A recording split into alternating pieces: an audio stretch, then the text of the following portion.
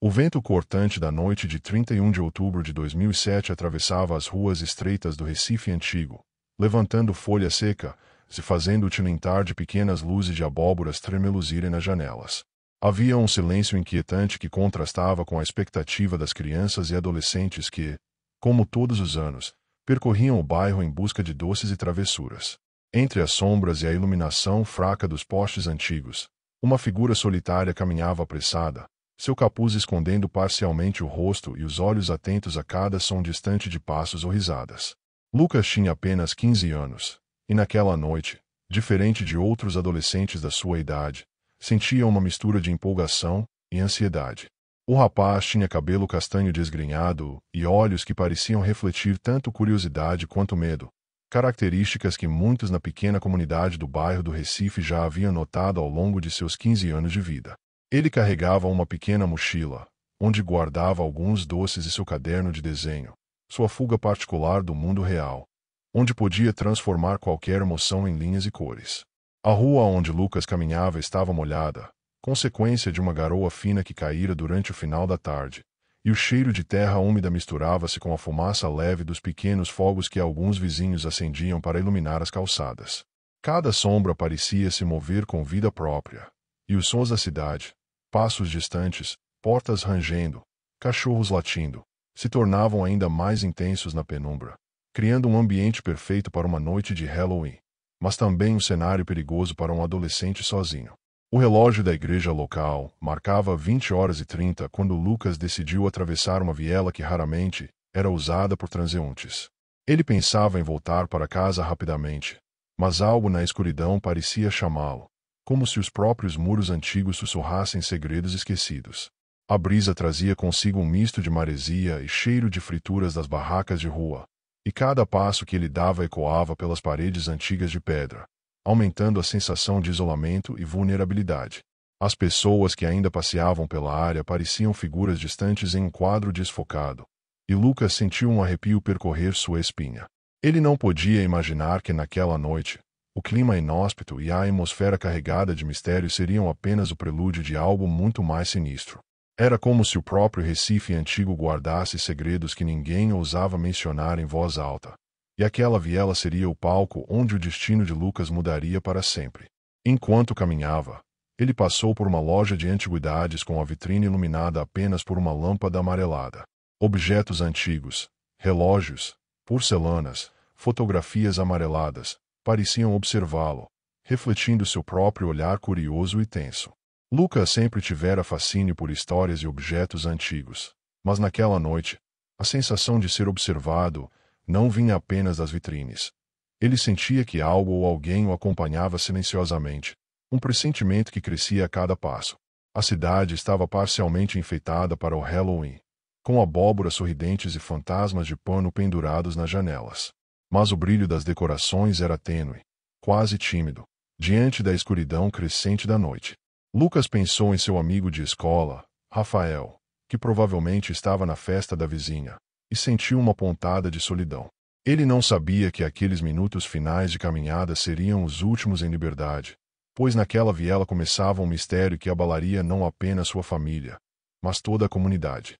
O clima pesado da noite parecia intensificar-se quando uma coruja passou rasgando o céu noturno, emitindo um grito agudo que ecoou pelas ruas de pedra. Lucas parou por um instante, olhou ao redor, e sentiu o coração bater mais rápido. Havia algo de errado, uma presença invisível que parecia observá-lo. O frio na nuca aumentou, e ele sentiu a necessidade de acelerar o passo, sem imaginar que aquele impulso salvaria apenas algumas memórias de sua última noite. A narrativa do desaparecimento de Lucas começa aqui, envolta em uma mistura de rotina adolescente e tensão quase palpável. Pequenos detalhes, como o barulho distante de passos ou o cheiro da chuva misturado à maresia, transformavam a noite em algo que, mais tarde, seria descrito por investigadores como uma armadilha silenciosa. Cada elemento do ambiente, desde as sombras densas até as luzes vacilantes, contribuiu para a atmosfera que tornaria o caso inesquecível e perturbador. Se você gosta desse tipo de história misteriosa, não esqueça de se inscrever no canal para acompanhar os próximos casos. A vida de Lucas, aparentemente comum e cheia de sonhos, logo se transformaria em um enigma sombrio, cujas peças começariam a ser reunidas apenas dias depois, quando a ausência do garoto seria notada de maneira angustiante. Esta é a história de um Halloween que ninguém em Recife esqueceria. Lucas vivia em uma casa modesta no bairro de Santo Antônio, com sua mãe, Dona Marlene, e seu irmão mais novo, Tiago, de 9 anos. As paredes da residência eram decoradas com fotos antigas e desenhos de Lucas, lembranças de viagens e momentos felizes que contrastavam com a tensão silenciosa de algumas manhãs em que a mãe parecia cansada demais para sorrir. Lucas era uma criança atenta, curioso e sensível, sempre observando pequenos detalhes que passavam despercebidos para os outros. A forma como a luz atravessava a janela da cozinha, o canto dos pássaros no quintal, ou até o jeito que os vizinhos se cumprimentavam de manhã cedo. O adolescente tinha sonhos grandes para sua idade.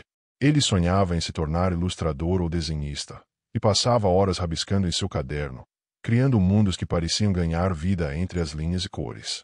Na escola, era um aluno aplicado, embora tímido, e mantinha poucos amigos próximos, entre eles Rafael, seu confidente de aventuras e segredos.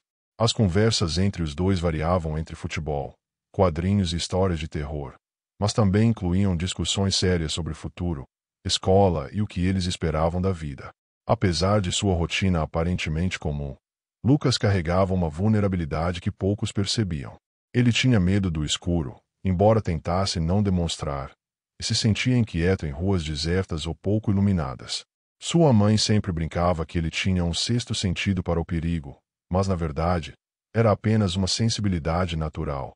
Uma percepção aguçada que fazia com que se detivesse para ouvir passos suspeitos ou analisar sons estranhos antes de continuar. As tardes eram geralmente passadas entre a escola e a casa, onde Lucas ajudava a mãe com pequenas tarefas domésticas, se cuidava do irmão. Ele tinha um carinho especial por Tiago, protegendo-o e compartilhando histórias que inventava no momento. Às vezes, após o jantar, os dois sentavam-se na varanda com lanternas e lanterninhas de Halloween, criando pequenas aventuras de detetive e fantasia, rindo e imaginando monstros e vilões que nunca existiriam, ou assim pensavam. Seus passeios pelo bairro eram discretos, mas cheios de atenção aos detalhes. A loja de doces, o velho trapiche, a padaria que fechava cedo. Ele observava cada movimento e sabia a hora que cada vizinho saía ou voltava para casa. Essa rotina aparentemente inocente ajudava-o a sentir-se seguro, mas também tornava o desaparecimento ainda mais chocante para quem o conhecia. Lucas era cuidadoso, atento e extremamente consciente de seu entorno. No dia 30 de outubro, véspera do Halloween, Lucas ajudou a mãe a preparar algumas decorações para a casa, pendurando pequenas lanternas e recortando figuras de papel em forma de fantasmas e morcegos. Ele estava animado com a ideia de se fantasiar e sair com os amigos, mas havia uma tensão discreta no ar. Dona Marlene sentia que algo na cidade parecia diferente naquela noite, uma sensação que ela não conseguia explicar. Lucas, por sua vez, apenas sentia a expectativa típica da adolescência, sem imaginar que o amanhã traria uma virada trágica. Apesar da proximidade com a família, Lucas tinha um lado introspectivo. Ele passava momentos sozinho no quarto, ouvindo música e desenhando, criando histórias silenciosas que nunca compartilhava totalmente. Esses momentos eram seu refúgio, um espaço seguro onde podia explorar suas emoções sem o peso das expectativas externas. Essa introspecção ajudava-o a amadurecer, mas também o tornava vulnerável a situações inesperadas que poderiam quebrar sua rotina cuidadosamente construída. Durante o dia 31, Lucas foi à escola pela manhã e passou o restante da tarde em casa, desenhando e se preparando para a noite. Ele verificou seu figurino de Halloween, um conjunto simples que lembrava um aventureiro urbano, completo com mochila e lanterna, pronto para explorar a cidade com segurança. Em seus planos, ele pensava apenas em diversão e pequenas travessuras com os amigos, sem saber que a cidade, coberta por sombras e brumas, escondia um perigo que ninguém suspeitava. As conversas com Rafael, seu amigo, foram rápidas naquele dia. Os dois combinaram de se encontrar no centro do bairro após o jantar, mas Lucas decidiu passar pela viela que ele sempre evitava para encurtar o caminho. Essa decisão aparentemente banal seria o último passo de sua liberdade. Pequenos detalhes, quase imperceptíveis, começaram a se alinhar em uma sequência de acontecimentos que tornaria seu desaparecimento não apenas um mistério, mas um caso que chocaria Recife inteira. Mesmo com a alegria típica de um adolescente, Lucas tinha medos que ninguém sabia. Ele sempre levava uma pequena lanterna, mesmo à noite, e evitava ruas desertas. Mas naquela noite, o fascínio pelo desconhecido e a empolgação do Halloween se sobrepuseram a qualquer cautela. A tensão silenciosa entre curiosidade e perigo estava prestes a culminar em um evento que ninguém poderia prever, e que transformaria para sempre a vida de sua família e de toda a comunidade. A noite de Halloween em Recife estava envolta em uma neblina fina, e a luz dos postes mal atravessava a cortina úmida que parecia envolver cada rua. Lucas, com sua lanterna na mão e a mochila nas costas, decidiu atravessar a viela que costumava evitar, pensando ser o caminho mais rápido para encontrar Rafael. No entanto, a estreita passagem, ladeada por muros antigos cobertos de pichações e trepadeiras secas, criava sombras que pareciam se mover por conta própria, como se a própria cidade tivesse vida própria. Enquanto caminhava, ele notou uma porta parcialmente aberta em uma das casas antigas, revelando um interior escuro e empoeirado. O som de madeira rangendo chamou sua atenção, mas ao se aproximar, tudo parecia silencioso novamente. Lucas parou por um instante, seu coração batendo mais rápido, e foi nesse momento que um vulto passou rapidamente atrás de um muro, quase despercebido. Ele piscou, tentando entender o que vira, e continuou seu caminho, acreditando ter sido apenas um gato ou um vizinho apressado. O relógio da igreja próxima marcava 21 horas quando Lucas desapareceu de vista de qualquer transeunte. Um morador, que passeava com o cachorro, notou uma movimentação estranha na viela. Um adolescente, aparentemente sozinho, andando de forma hesitante, seguido por sombras que pareciam se alongar e se aproximar sem fazer barulho. Ninguém se aproximou, pensando se tratar de brincadeira de Halloween, mas a sensação de que algo não estava certo permaneceu no ar, um pressentimento que depois seria lembrado com angústia pelos que passavam por ali. A mochila de Lucas, agora abandonada perto de uma calçada molhada, continha alguns doces, o caderno de desenho e a lanterna, ainda acesa. O objeto tornou-se a primeira pista visível do desaparecimento, e a confusão tomou conta de quem passava pela área. Alguns vizinhos perceberam a lanterna piscando sozinha e relataram à polícia que o garoto parecia ter sumido no ar, sem deixar qualquer rastro além dos objetos pessoais. Dona Marlene recebeu a ligação de um amigo da família por volta das 22 horas, informando que Lucas não havia retornado para casa. O desespero tomou conta da residência, e ela correu para a viela onde ele fora visto pela última vez. Cada passo ressoava como uma batida dolorosa em seu peito, e o cheiro úmido da noite parecia intensificar a sensação de perda iminente. Não havia sinais de luta, nem pegadas claras, apenas o caderno aberto no chão, com desenhos interrompidos, como se Lucas tivesse sido arrancado do tempo e do espaço. Testemunhas relataram ter ouvido um grito abafado vindo da viela, mas ninguém conseguiu identificar sua origem. Alguns moradores comentaram ter visto uma figura estranha, encapuzada, movendo-se rapidamente entre os muros, desaparecendo em uma esquina sem que ninguém pudesse persegui-la. O mistério aumentava, e a sensação de terror coletivo começou a se espalhar pelo bairro, transformando a noite festiva em uma lembrança assombrada por incertezas e medo. A polícia chegou ao local por volta das 23 horas, verificando cada detalhe da viela e analisando as pegadas deixadas no chão molhado. No entanto, nada indicava um caminho claro. As marcas eram confusas e pareciam ter sido apagadas ou mascaradas por um terreno irregular e pedras soltas. O desaparecimento de Lucas começou a ser tratado como caso de extrema gravidade, e a cidade, antes cheia de risadas e travessuras, agora se via envolta em tensão e especulação. Enquanto a noite avançava, o bairro de Santo Antônio ficou mais silencioso, e a presença policial não conseguiu dissipar o sentimento de medo. Lanternas de celulares e pequenas luzes de casas iluminavam parcialmente a área, revelando portas trancadas e vizinhos atentos às sombras. Cada ruído parecia amplificado, e qualquer movimento mais rápido provocava olhares ansiosos, uma sensação que antecipava os dias de investigação que viriam a seguir. A mãe de Lucas, desesperada, começou a telefonar para amigos, vizinhos e familiares, tentando reunir informações. O desaparecimento, aparentemente rápido e silencioso, deixava poucas pistas, mas o impacto emocional era profundo. O bairro inteiro parecia prender a respiração, enquanto as primeiras equipes de busca organizavam uma operação improvisada, percorrendo vielas, becos e ruas próximas, sem sucesso até aquele momento. Se você gosta de acompanhar histórias de mistério e casos não resolvidos, inscreva-se no canal agora mesmo. A noite de Halloween em Recife de 2007 transformou-se de diversão em um pesadelo, e cada detalhe, cada sombra e cada objeto deixado para trás tornou-se parte de um enigma que abalaria não apenas uma família, mas toda a cidade. Lucas estava desaparecido, e o mistério começava a se aprofundar. O desespero de Dona Marlene transformou-se em ação imediata. Ela reuniu familiares, vizinhos e amigos próximos, e juntos começaram a vasculhar cada esquina do bairro, chamando pelo nome de Lucas. A noite parecia interminável, e a sensação de impotência crescia a cada minuto que passava.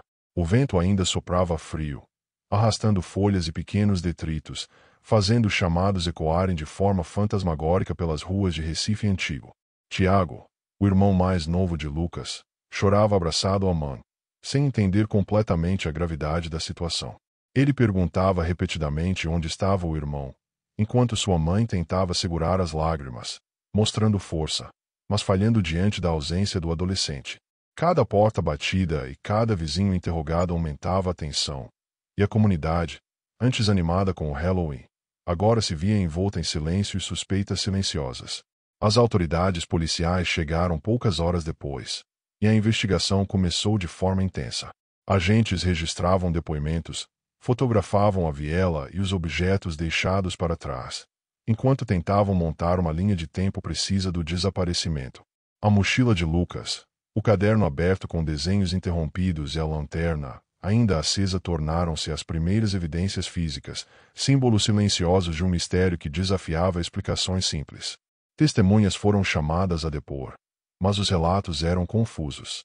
Alguns disseram ter visto uma figura encapuzada, outros afirmaram ter ouvido um grito abafado, enquanto alguns lembravam apenas do adolescente caminhando sozinho. Cada versão acrescentava uma camada de complexidade ao caso, e os investigadores precisavam separar a realidade das impressões causadas pela tensão e pelo medo da noite de Halloween. A cidade inteira parecia envolta em uma ansiedade coletiva. O desaparecimento de Lucas não era apenas um caso isolado. Era um evento que tocava a todos, gerando preocupação com os filhos, netos e vizinhos. As ruas, antes vibrantes com fantasias e doces, tornaram-se silenciosas, e muitos passaram a trancar portas mais cedo, desconfiando de qualquer sombra que se movesse nas calçadas molhadas pelo orvalho da noite. Enquanto os dias passavam, campanhas de busca foram organizadas, com voluntários distribuindo panfletos, percorrendo becos e vielas e divulgando fotos do adolescente em diferentes pontos da cidade. O medo e a esperança coexistiam de forma dolorosa, e a família de Lucas vivia uma montanha-russa de sentimentos: desespero, raiva, culpa e a constante dúvida sobre o que poderia ter acontecido naquela noite fatídica. A imprensa local começou a noticiar o caso, e a história de Lucas rapidamente ganhou atenção em Recife e nas cidades vizinhas. Repórteres cobriam cada pista e entrevistavam vizinhos, criando uma rede de informações que, muitas vezes, se confundia com boatos. O desaparecimento tornou-se tema de discussões e teorias, e a pressão para encontrar o adolescente vivo aumentava a cada dia, transformando o mistério em um caso de interesse público intenso. Dona Marlene passou a dormir pouco, visitando a delegacia e mantendo contato constante com os investigadores. Cada ligação, cada detalhe novo levantava tanto esperança quanto frustração. Ela revisava mentalmente cada momento da última noite com Lucas, tentando identificar sinais que pudessem ter sido ignorados, memórias aparentemente insignificantes que, naquele contexto, poderiam ser a chave para entender o desaparecimento. Enquanto isso, os policiais começaram a analisar padrões de movimentação na região, entrevistando comerciantes, entregadores e moradores de casas antigas. Cada pequeno detalhe era registrado: portas abertas, luzes apagadas, sons inesperados. A investigação cresceu em complexidade, e surgiram as primeiras suspeitas, ainda sem um suspeito definido, mas com a sensação de que alguém, de alguma forma, tinha planejado ou aproveitado a situação para se aproveitar da noite festiva. Se você quer acompanhar como casos sombrios e misteriosos se desenrolam, inscreva-se no canal e ative as notificações para não perder nenhum detalhe. A busca por Lucas continuava, Mas com cada dia que passava, a sensação de urgência aumentava, e a esperança de encontrá-lo vivo começava a ser substituída por um medo silencioso, que antecipava a tragédia que ainda estava por vir. Com os primeiros dias após o desaparecimento, a investigação de Lucas começou a ganhar um contorno mais meticuloso.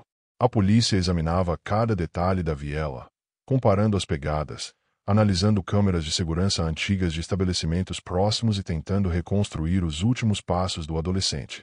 Mas os sinais eram contraditórios. Algumas pegadas desapareciam abruptamente em buracos no terreno, enquanto outras indicavam que alguém poderia ter carregado Lucas, tornando impossível saber exatamente o que acontecerá. Os investigadores começaram a falar com moradores mais antigos do bairro, buscando relatos de ocorrências similares. Alguns mencionaram histórias de desaparecimentos menores, de jovens que haviam sumido por algumas horas ou dias, mas retornado sem memória do que havia acontecido. Outros afirmaram ter ouvido ruídos estranhos na noite de Halloween, como passos apressados, sussurros ou portas rangendo, mas ninguém conseguiu identificar figuras específicas. Cada pista parecia levar a um beco sem saída, aumentando o desconforto e a frustração da equipe policial. Durante a segunda noite de buscas, voluntários encontraram fragmentos do caderno de desenhos de Lucas próximos a uma caixa de esgoto abandonada. Os desenhos estavam parcialmente rasgados, e algumas páginas exibiam figuras que misturavam fantasia e medo. Monstros com olhos penetrantes e sombras alongadas. Para a família, aquilo era um sinal angustiante de que Lucas estivera ali. Mas para os investigadores, representava apenas mais uma camada do mistério que precisava ser decodificada. O bairro inteiro começou a sentir a tensão no ar. Pequenos detalhes cotidianos passaram a ser observados com desconfiança. Portas que se fechavam sozinhas, gatos desaparecendo por dias, estranhos caminhando lentamente pelas ruas. Alguns moradores chegaram a relatar ter visto um carro suspeito parado próximo à viela no horário do desaparecimento, mas as descrições eram vagas demais para fornecer pistas concretas. A sensação de que alguém estava observando ou esperando aumentava a cada dia, criando uma atmosfera de paranoia silenciosa. A polícia começou a investigar moradores recentes e visitantes da cidade naquela época. Entre os depoimentos, surgiram relatos sobre um homem que raramente interagia com os vizinhos, mas que parecia saber detalhes sobre os movimentos de crianças e adolescentes. Ele era descrito como discreto, com aparência comum, mas um olhar que deixava desconfortáveis aqueles que cruzavam seu caminho. As informações ainda eram fragmentadas, mas começaram a indicar a possibilidade de um suspeito mais próximo do que todos imaginavam. Enquanto isso, a mídia local passou a pressionar a polícia por respostas. Reportagens detalhavam o desaparecimento, mostravam fotos de Lucas e questionavam a segurança do bairro, colocando a cidade inteira em alerta. Dona Marlene, sempre presente, participava de entrevistas e buscava apoio em grupos de familiares e desaparecidos. A pressão aumentava, mas a investigação avançava lentamente, e a sensação de que o tempo estava se esgotando começava a pesar sobre todos os envolvidos. Durante uma busca noturna, os policiais encontraram um pedaço de corda perto de um terreno baldio próximo à viela. Era um objeto comum, mas a forma como estava dobrado indicava que poderia ter sido usado recentemente. Junto a ele, pequenas marcas de lama e folhas esmagadas sugeriam que alguém havia passado por ali com pressa. Cada descoberta parecia simultaneamente promissora e frustrante, pois não havia indícios diretos de Lucas, e cada pista dependia de interpretações e conjecturas. A comunidade começou a criar teorias sobre o que poderia ter acontecido. Se Lucas havia sido sequestrado por um desconhecido, se perderá ou se fora vítima de algum acidente. A falta de respostas concretas transformou a cidade em um cenário de medo latente. Pais começaram a vigiar filhos mais atentamente, e adolescentes evitaram sair sozinhos à noite, conscientes de que a presença de uma ameaça invisível poderia estar mais próxima do que imaginavam. Em meio às buscas, policiais consultaram registros de ocorrências anteriores e descobriram que o mesmo homem descrito por vizinhos já havia sido citado em outros incidentes menores envolvendo jovens. Embora nada tivesse sido formalmente registrado contra ele, a descrição coincidia com detalhes recolhidos na noite do desaparecimento. Esse dado fez com que a investigação começasse a se concentrar em um suspeito específico, mas ainda era necessário encontrar provas concretas para confirmar qualquer ligação com o caso de Lucas. O clima na cidade permanecia tenso, e a pressão sobre a polícia aumentava. Enquanto isso, o desaparecimento de Lucas se tornava um símbolo do medo coletivo. Uma noite festiva transformada em pesadelo, um adolescente desaparecido e um mistério que parecia se aprofundar a cada pista confusa. A cada dia, a esperança de encontrá-lo vivo diminuía, e a necessidade de identificar o responsável se tornava ainda mais urgente, criando o cenário perfeito para a próxima fase da investigação. Com o avanço da investigação, os policiais começaram a perceber padrões que até então haviam passado despercebidos. As descrições do homem visto na noite do desaparecimento coincidiam com registros de ocorrências anteriores, envolvendo jovens que haviam sumido por algumas horas, sempre retornando assustados, sem memória clara do que havia acontecido.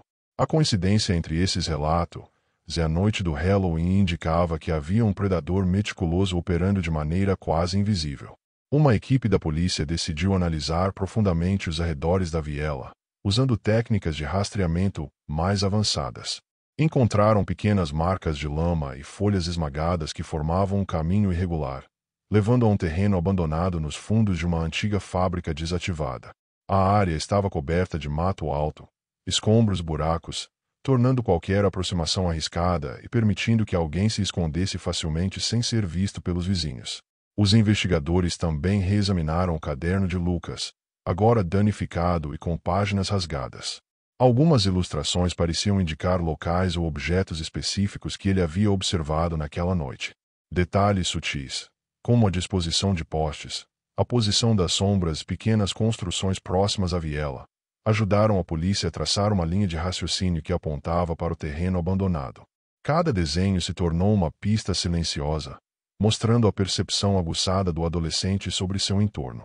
Durante uma investigação paralela, vizinhos lembraram de ter visto um carro antigo, estacionado próximo à viela, pouco antes de Lucas desaparecer.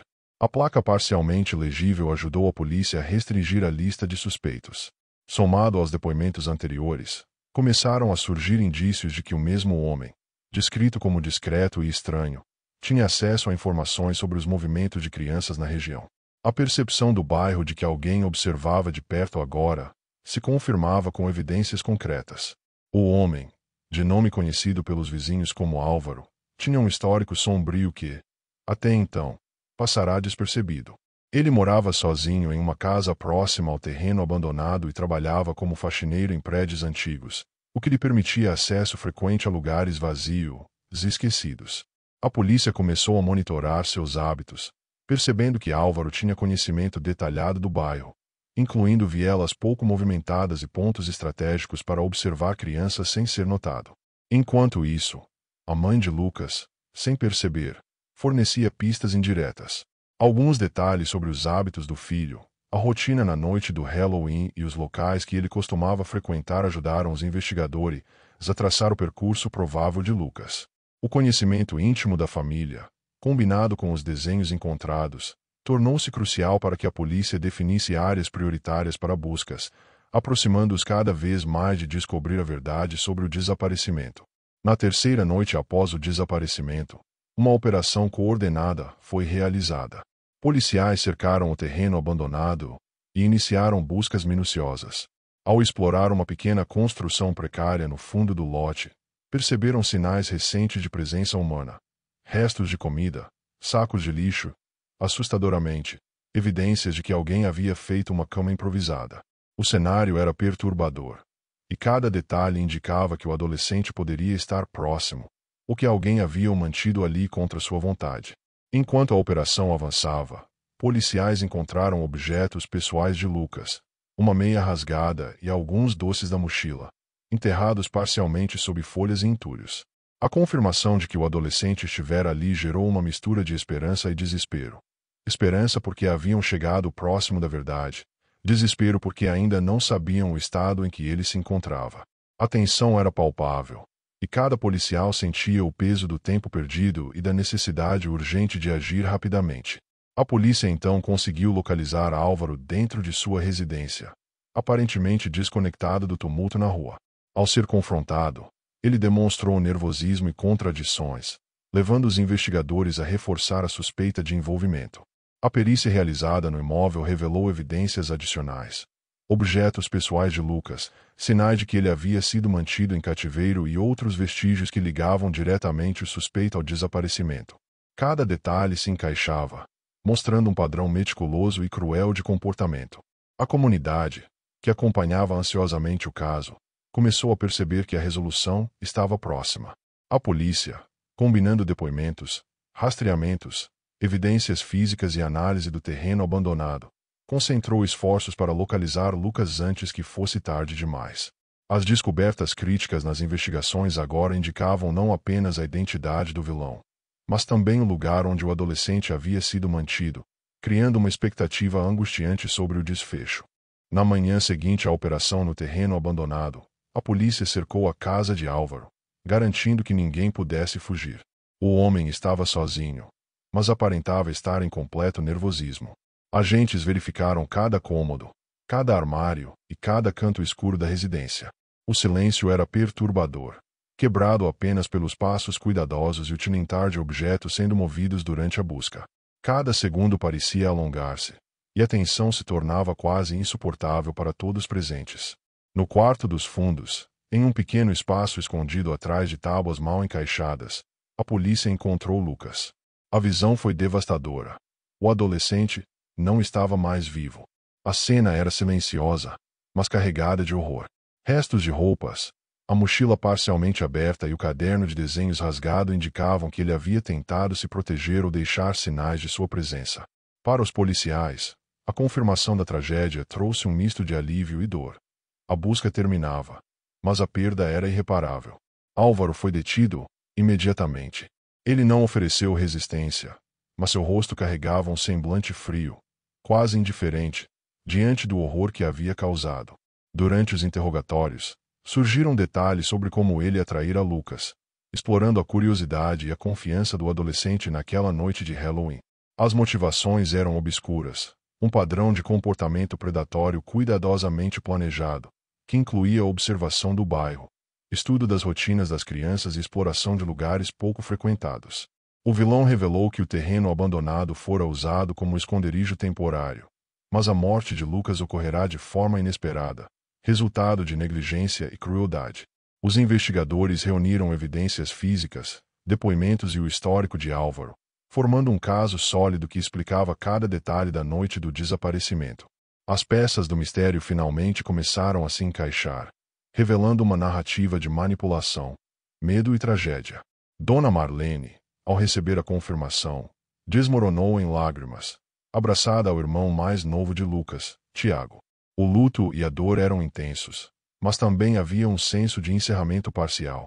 Ao menos o responsável havia sido identificado, e a comunidade poderia finalmente compreender o que ocorrerá naquela noite. Amigos e vizinhos reuniram-se para oferecer apoio, mostrando que, mesmo diante do horror, existia solidariedade em meio à tragédia.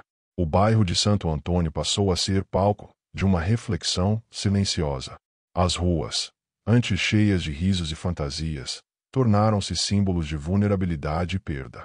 A história de Lucas serviu como alerta, mostrando que mesmo em noites festivas, a presença do mal podia estar próxima, escondida nas sombras e esperando por oportunidades. A cidade precisaria lidar com o trauma coletivo e com a memória dolorosa daquele Halloween. Durante os processos legais, a perícia apresentou provas contundentes contra Álvaro. Objetos pessoais de Lucas encontrados em seu apartamento, registro de movimentação na noite do desaparecimento e testemunhos que confirmavam sua presença suspeita na viela. A narrativa construída a partir dessas evidências detalhou a sequência de acontecimentos que levaram à captura, deixando claro o grau de planejamento e frieza do criminoso. A comunidade, impactada pela tragédia, passou a criar rotinas de vigilância mais rigorosas. Pais passaram a acompanhar filhos em passeios, jovens evitavam vielas isoladas, e vizinhos se organizaram em grupos de proteção comunitária. O caso de Lucas se tornou um marco, lembrado não apenas pelo horror, mas pela forma como a cidade reagiu e buscou criar medidas preventivas para proteger suas crianças. Mesmo com a captura do vilão, a dor da família era imensa. Cada memória de Lucas, cada desenho interrompido, cada passo na viela que ele percorrera, permanecia viva na mente de quem o conhecera. A justiça legal avançava, mas a cicatriz emocional deixada pelo desaparecimento e pela morte precoce do adolescente seria permanente. A tragédia se tornava, assim, uma lembrança dolorosa, gravada na história do bairro e da cidade. Se você quer acompanhar casos reais de crimes e mistérios resolvidos, inscreva-se no canal e ative as notificações. A história de Lucas, embora encerrada com a captura de Álvaro, deixa lições sobre atenção, comunidade e a fragilidade de momentos aparentemente comuns, como uma simples noite de Halloween que mudou vidas para sempre. O julgamento de Álvaro começou meses após a captura, em um fórum lotado de familiares, jornalistas e curiosos da cidade. O clima dentro do tribunal era pesado, carregado de tensão e expectativa. Cada detalhe do caso foi apresentado, desde o desaparecimento de Lucas até a descoberta trágica no quarto escondido da casa do criminoso. O promotor destacou a premeditação e a crueldade do réu, enfatizando como o ambiente de Halloween havia sido usado como isca para atrair a vítima. Dona Marlene, ao assistir aos depoimentos, sentiu cada palavra penetrar profundamente em sua dor. Tiago, seu filho mais novo, estava ao lado da mãe, segurando sua mão, absorvendo o peso da realidade que ainda não compreendia totalmente. O tribunal não era apenas um local de justiça, mas um espaço onde a família e a comunidade confrontavam o horror vivido, tentando encontrar sentido na tragédia que mudará suas vidas para sempre. Vários vizinhos foram chamados para depor, relatando o comportamento suspeito de Álvaro ao longo dos meses. Alguns mencionaram estranhezas que haviam notado na noite do Halloween e em outros momentos, enquanto outros relataram o medo silencioso que permeava o bairro após o desaparecimento de Lucas. Cada depoimento ajudava a construir a narrativa completa, mostrando não apenas a ação do criminoso, mas o impacto profundo e coletivo do crime sobre a comunidade. A defesa de Álvaro tentou argumentar a ausência de intenção ou culpa direta, mas as evidências eram esmagadoras. Objetos pessoais de Lucas, rastreamento do percurso da vítima, testemunhos e a descoberta do cativeiro. A tentativa de minimizar a gravidade do crime não conseguiu alterar a percepção do júri, que visualizou claramente a sequência de atos planejados e a frieza do criminoso. Cada detalhe apresentado pela acusação reforçava a responsabilidade total de Álvaro pelo desaparecimento e morte do adolescente. O julgamento também trouxe à tona a importância da percepção da comunidade e da atenção aos detalhes do cotidiano. Investigadores discutiram como pequenas pistas, como desenhos de Lucas, relatos de vizinhos e a observação de comportamentos estranhos, foram decisivas para a resolução do caso. A narrativa demonstrava que, embora a tragédia tivesse ocorrido, a união e a atenção coletiva foram essenciais para que a justiça fosse alcançada. Após semanas de depoimentos, provas e reconstituições, o júri deliberou.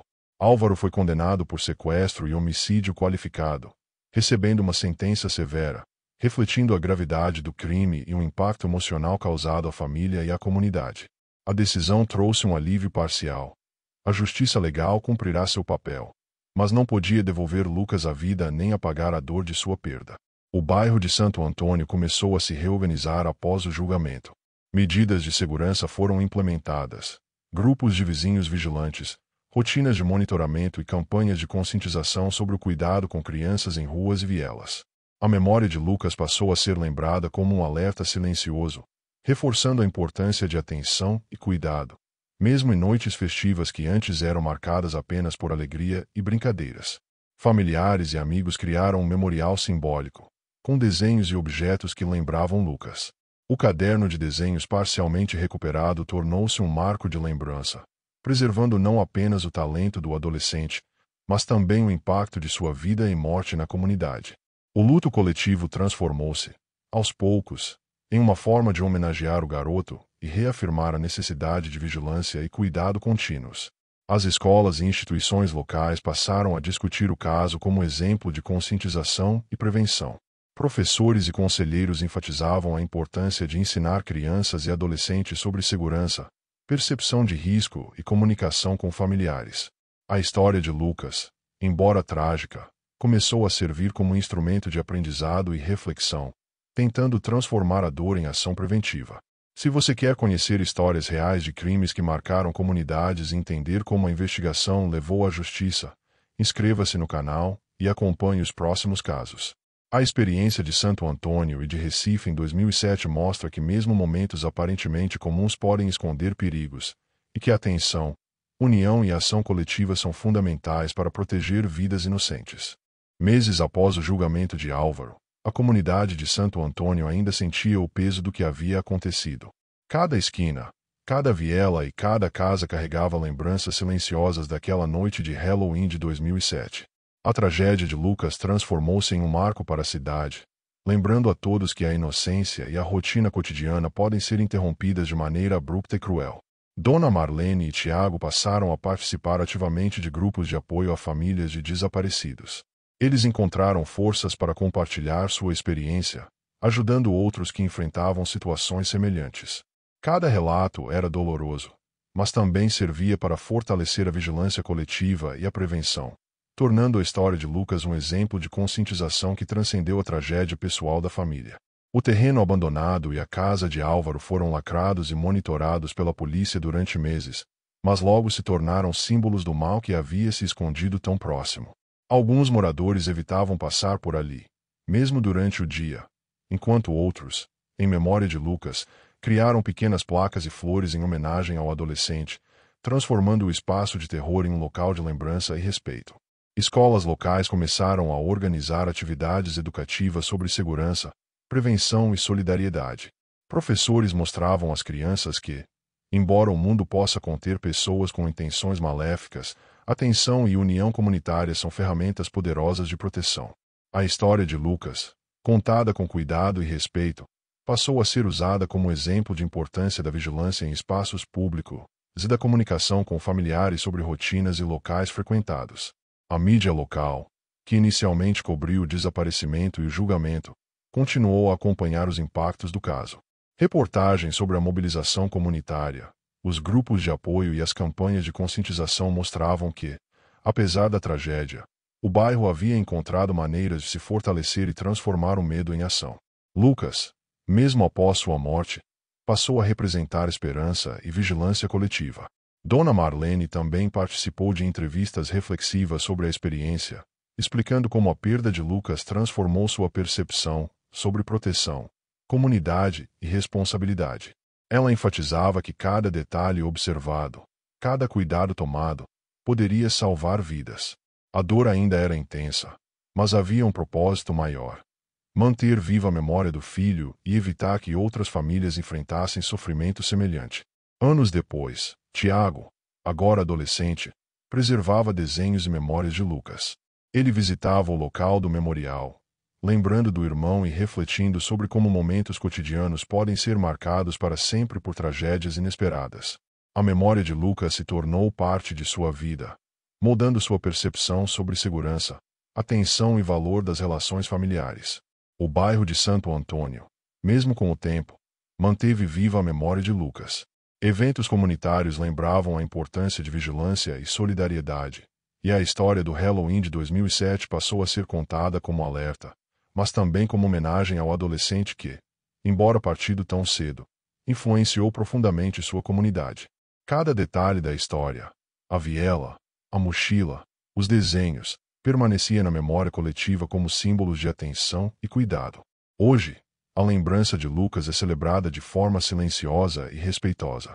Pequenas cerimônias e encontros comunitários ajudam a reforçar a importância da segurança de crianças e adolescentes, enquanto familiares e amigos mantêm viva a memória de seu sorriso, sua curiosidade e sua sensibilidade. A cidade, embora marcada pela tragédia, aprendeu a transformar dor em ação preventiva, tornando a história de Lucas um legado para todos que vivem ali.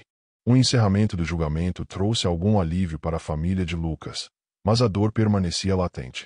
Dona Marlene passou a dedicar seu tempo a projetos de conscientização sobre desaparecimentos de crianças, transformando o luto em uma força ativa. Cada conversa, cada palestra, tinha como objetivo alertar outros pais e adolescentes sobre os perigos invisíveis que podem se esconder mesmo em lugares aparentemente seguros. A comunidade de Santo Antônio começou a adotar rotinas de vigilância permanente. Pequenos grupos de moradores organizavam patrulhas noturnas, vigiando vielas, becos e ruas menos iluminadas. O medo inicial deu lugar a uma força coletiva, onde cada cidadão se tornava responsável pela proteção das crianças. A memória de Lucas transformou-se em símbolo de cuidado e responsabilidade compartilhada. Escolas locais incluíram no currículo palestras sobre segurança urbana e conscientização de riscos. Professores utilizavam a história de Lucas como alerta, destacando que momentos comuns podem esconder perigos inesperados. Os alunos aprendiam a identificar situações suspeitas, a se comunicar rapidamente com familiares e a valorizar a união comunitária como forma de prevenção. Apesar do sofrimento, a família de Lucas encontrou algum conforto na justiça realizada. A condenação de Álvaro, embora incapaz de devolver a vida perdida, representou a responsabilização de um indivíduo cruel. O processo minucioso, as evidências detalhadas e a mobilização da polícia serviram como um lembrete de que a atenção aos detalhes e a ação coordenada podem levar à resolução de casos complexos. Ao longo dos anos, pequenas homenagens surgiram na cidade. Placas, desenhos e eventos em memória de Lucas reforçavam a importância da vigilância e da proteção de adolescentes. A comunidade compreendeu que, embora não fosse possível apagar a tragédia, era possível transformar a dor em aprendizado, prevenção e solidariedade, preservando a memória de Lucas de forma construtiva. Tiago, irmão de Lucas, cresceu com a lembrança constante do irmão perdido. Ele mantinha os desenhos e objetos que sobraram, visitava o memorial comunitário e compartilhava histórias do irmão com amigos e familiares. O impacto emocional moldou sua percepção sobre o mundo, fortalecendo sua consciência sobre cuidado, atenção e empatia, e perpetuando o legado silencioso de Lucas. O bairro, embora marcado pela tragédia, aprendeu a lidar com o medo de forma prática. A comunidade manteve rotinas de cuidado, monitoramento e solidariedade, prevenindo futuros incidentes. A lembrança de Lucas servia como guia moral e social, lembrando a todos que pequenos atos de atenção podem salvar vidas, que a união é uma ferramenta poderosa contra o mal. A história de Lucas passou a ser contada para crianças e adolescentes como um alerta sobre curiosidade, confiança e vulnerabilidade. Embora fosse uma narrativa dolorosa, enfatizava a importância de comunicação com familiares e amigos, de percepção de sinais de perigo e da necessidade de sempre buscar ajuda em situações suspeitas. Cada detalhe do caso era utilizado para reforçar a consciência coletiva sobre segurança. Dona Marlene manteve contato com outras famílias que passaram por situações semelhantes, formando uma rede de apoio emocional e informativo. O luto transformou-se em ação, e a memória de Lucas ajudou a fortalecer vínculos comunitários, criando espaços de compartilhamento, prevenção e educação. A tragédia, embora irreparável, encontrou um propósito na solidariedade e no cuidado coletivo. Se você gosta de acompanhar histórias reais, misteriosas e cheias de lições, inscreva-se no canal. A história de Lucas em Recife, no Halloween de 2007, mostra que mesmo momentos comuns podem esconder perigos e que a atenção, a união e a ação rápida são essenciais para proteger aqueles que amamos.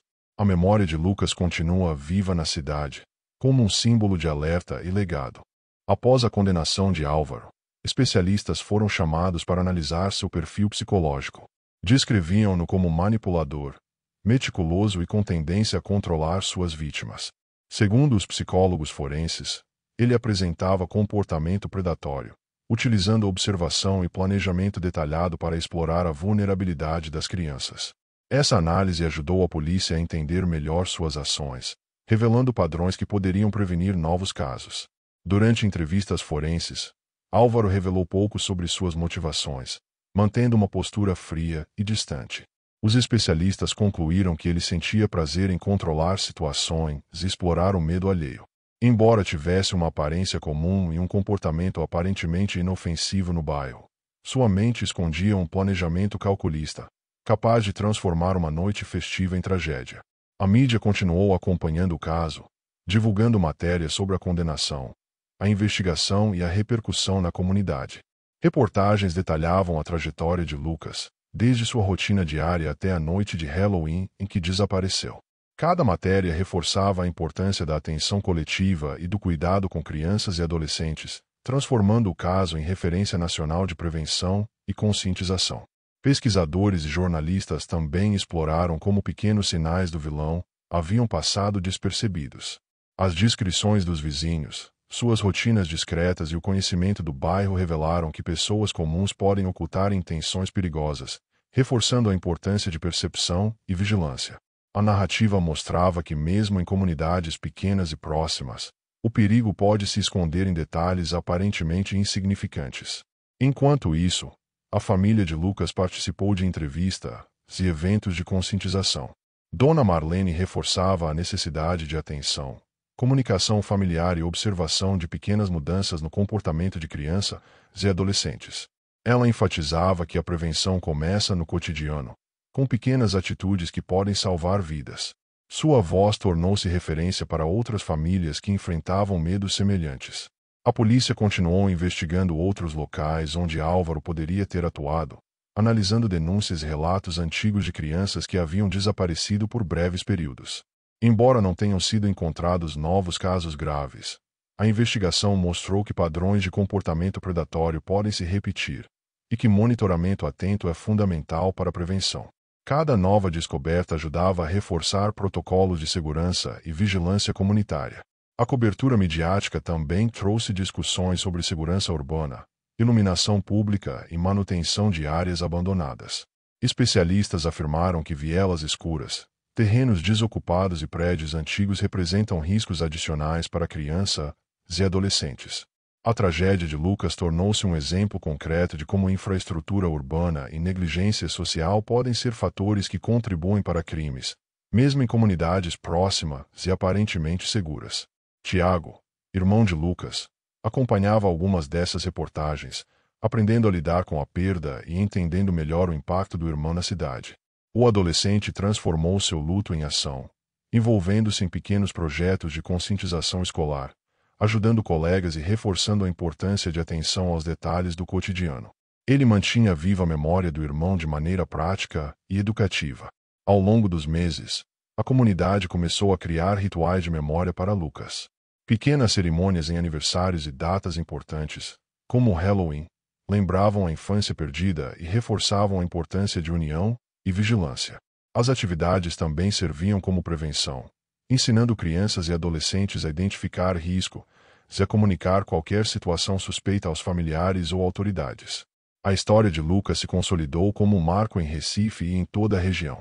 Seu desaparecimento, a investigação meticulosa, a captura do vilão e as lições aprendidas transformaram o caso em referência de segurança, vigilância e cuidado comunitário.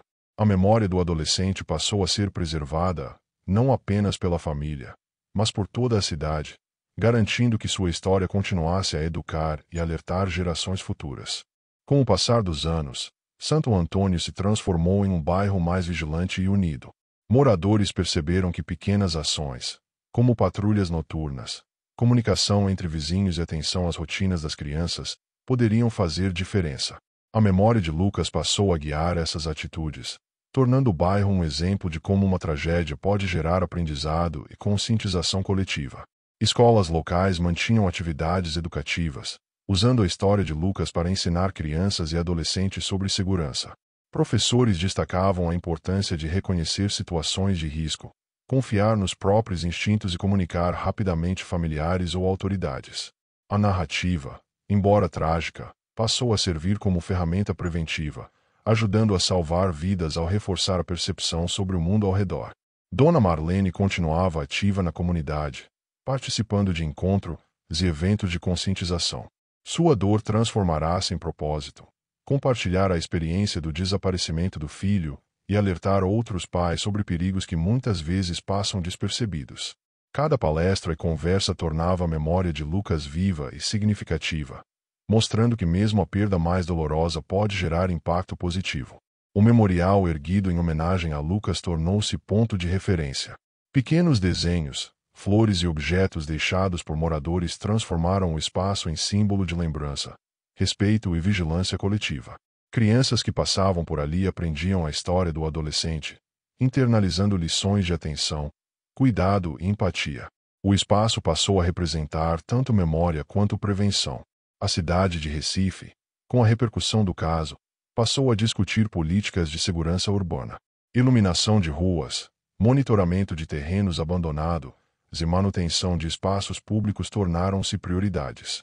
A tragédia revelou falhas estruturais e sociais, e a memória de Lucas ajudou a transformar medidas preventivas em ações concretas, reforçando a segurança para toda a comunidade. Tiago, já adolescente, começou a se engajar em projetos de prevenção e apoio a crianças vulneráveis. Ele compartilhava a história do irmão em escolas e eventos comunitários, enfatizando a importância da atenção aos detalhes do cotidiano. Sua experiência pessoal tornou-se uma ferramenta poderosa para educar outras famílias, garantindo que o legado de Lucas fosse utilizado para proteger e alertar.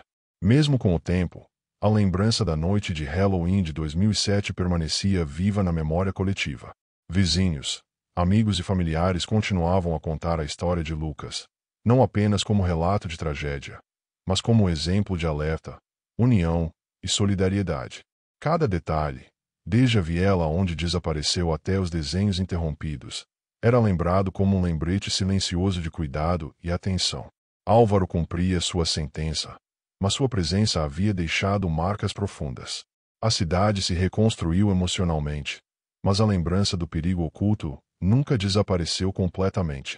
A experiência reforçou a percepção de que vigilância, união e comunicação são essenciais para prevenir tragédia e proteger os mais vulneráveis. A narrativa de Lucas, contada em livros, reportagens e eventos educativos, transformou-se em uma referência para outras cidades. Seu caso exemplificava como pequenas falhas de atenção podem ter consequências graves, e como a união comunitária pode ajudar a lidar com o luto, buscar justiça e implementar medidas preventivas.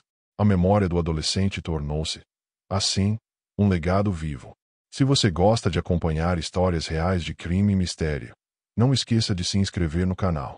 A história de Lucas em Recife, embora trágica, mostra como dor, atenção e ação coletiva podem transformar vidas, ensinar lições valiosas e manter viva a memória de alguém que partiu cedo demais. Mesmo anos depois, o vazio deixado por Lucas era sentido por todos que o conheceram. Dona Marlene e Tiago aprenderam a conviver com a ausência, mantendo vivas as lembranças do irmão através de desenhos, histórias e pequenas homenagens. Cada memória era uma forma de preservar sua essência, de garantir que, embora ausente fisicamente, Lucas permanecesse presente no coração da família. A comunidade de Santo Antônio, marcada pela experiência traumática, transformou o medo em vigilância. Moradores mantinham atenção redobrada durante noites escuras, verificando vielas, terrenos abandonados e rotas que crianças costumavam percorrer. A tragédia ensinou que a prevenção é coletiva e que a união entre vizinhos pode salvar vidas, transformando a dor em uma lição prática e duradoura. O legado de Lucas também se manifestava nas escolas. Professores utilizavam sua história para alertar sobre confiança excessiva, exploração de vulnerabilidades e a importância de comunicação familiar. A narrativa do adolescente permitia que novas gerações aprendessem sobre riscos sem experimentar a dor que sua família enfrentou, reforçando a educação como ferramenta preventiva. Dona Marlene, com o tempo, transformou seu luto em ativismo. Participava de encontros comunitários, grupos de apoio e palestras educativas, enfatizando a importância da observação constante e da proteção das crianças. Seu esforço era uma forma de garantir que a história de Lucas não fosse esquecida, e que outros pudessem se proteger de situações semelhantes. O bairro de Santo Antônio, embora marcado, tornou-se referência em vigilância e cuidado. Pequenos grupos de moradores continuavam a se reunir, mantendo um sistema de observação noturno e rede de comunicação eficaz. A memória de Lucas servia como alerta constante, lembrando que a tragédia pode surgir em momentos comuns, mas que ação e união podem mitigar riscos futuros. Enquanto isso, Tiago cresceu com consciência aguçada sobre segurança e atenção. Ele compartilhava a história do irmão com amigos, mostrando que a memória de Lucas podia se transformar em aprendizado e proteção. Cada relato seu reforçava que mesmo experiências dolorosas podem gerar impacto positivo, e que lembranças não são apenas saudade, mas também ferramentas educativas. A sociedade em Recife passou a refletir sobre a importância da infraestrutura urbana, iluminação pública e manutenção de áreas abandonadas. O caso de Lucas revelou falhas que poderiam ser exploradas por indivíduos com más intenções, mostrando que prevenção vai além do cuidado familiar, envolvendo planejamento social e responsabilidade coletiva. Anos depois, histórias como a de Lucas passaram a ser contadas em documentários, artigos e palestras, reforçando que tragédias podem ser transformadas em aprendizado. A cidade reconheceu a importância de atenção, união e educação preventiva, consolidando o caso como referência para outras comunidades que buscavam proteger seus jovens e entender os riscos que rondam ambientes cotidianos. A memória de Lucas, embora marcada por sofrimento, tornou-se um símbolo de alerta, amor e vigilância. Cada desenho interrompido, cada passo na viela e cada detalhe daquela noite de Halloween serviam como um lembrete silencioso de que o mundo, mesmo em momentos de alegria, pode conter perigos ocultos, e que atenção e cuidado podem salvar vidas. Se você acompanhou a história de Lucas e quer continuar conhecendo casos reais de mistérios, crimes e lições importantes, inscreva-se no canal. A vida do adolescente, embora interrompida de forma trágica, permanece viva nas lembranças, na educação comunitária e na transformação da dor em ação preventiva, deixando um legado que jamais será esquecido.